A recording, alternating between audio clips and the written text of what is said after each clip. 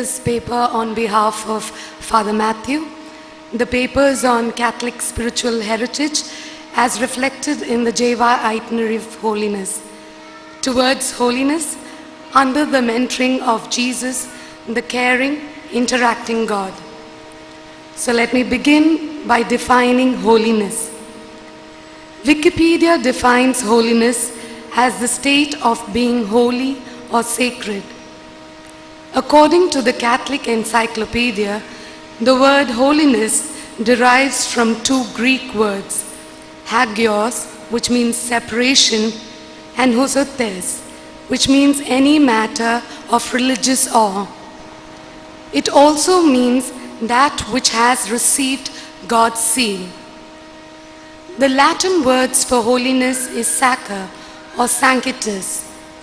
Etymologically, holiness comes from the root word hau, which means perfect or whole. So what is holiness? Is it ceasing to become human? Is it becoming an angel? Or is it discovering God's original purpose for us as human beings and becoming that? Isn't it discovering what we are created for, the reason for our existence, and fulfilling that reason? Isn't it discovering life and life in its fullness? In the words of Saint Athanasius, Christ became man that men might become gods. This theory is popularly known as deification theory of redemption. Why holiness? Why should we become holy? What difference will it make to God?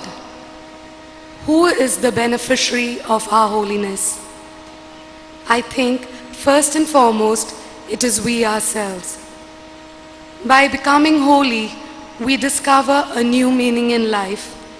We experience a new quality of life that gives us fulfillment. Secondly, when we become what we are supposed to become in the scheme of God, the society and the world benefits from it. We live our life to its full meaning and purpose. We pass out of this world, leaving behind a mark, an impact, a positive difference.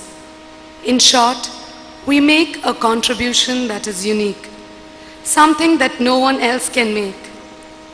Thirdly, since God is a loving and good person, God probably rejoices in seeing us discover what we are created for, experiencing life in its fullness and making that unique contribution to the advancement of His kingdom. Towards holiness under the mentoring of Jesus. Mentoring, probably a better term than discipleship. Most of us have our own ideas about a master-disciple relationship. For some people, it is a very awe-evoking, reverential relationship. Is it what Jesus had in mind when He chose the 12? I don't know. But John 15:15 gives us a clue about Jesus' intention. He wanted them to consider Him as a friend. Friendship cannot evolve in the midst of too much reverence and awe. It needs freedom, comfort, trust, and a lot of subjectivity. Towards holiness. How do we discover what we are created for, the reason for our existence? How do we live that discovery, fulfill it in our lives? That is where God, the interacting person, becomes relevant. Discovering this God itself gives us an idea about what should be an ideal human being in the scheme of God. Jesus, the gold standard of being and becoming the complete human. Journeying with Him into every stratum of our lives enable us to discover what we are, why we are on this earth, and empowers us to become what we are supposed to become. Therefore, holiness is not something we struggle and achieve alone, but something we discover and gradually become through our regular interaction with the living, caring, and interacting God. When it comes to God's mentoring, there is a paradox.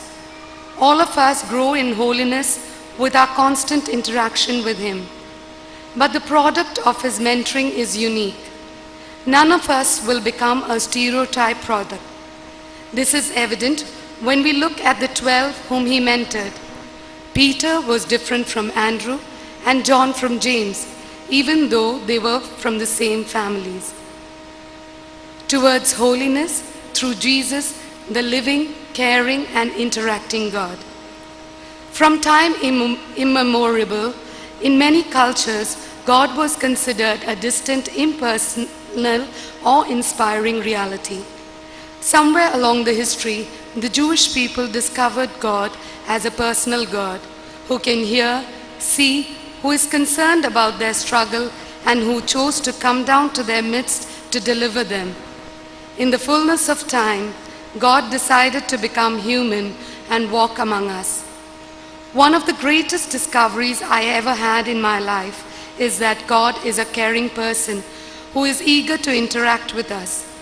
The beginning of this discovery was through the Catholic Charismatic Renewal, and the discovery continued through the JY movement and elsewhere. Jesus, a caring and personal God. What do I mean by caring person? Someone whom you can befriend, open your heart with, lean on when you're emotionally drained, relax with, holiday with, and so on. Jesus, an interacting personal God. What do I mean by interacting person? Someone whom you can discuss with and come to conclusions, decisions, gossip with, and settle down emotionally, think with and resolve your problems, brainstorm with, and come up with wonderful plans, and much more than that. Encountering or befriending this personal God. For reasons I do not understand, I would prefer to use the word befriending than encountering when it comes to this personal God. How do we befriend God? Of course, it should be like befriending any other person. We need to first hear about that person, hear the right things about that person.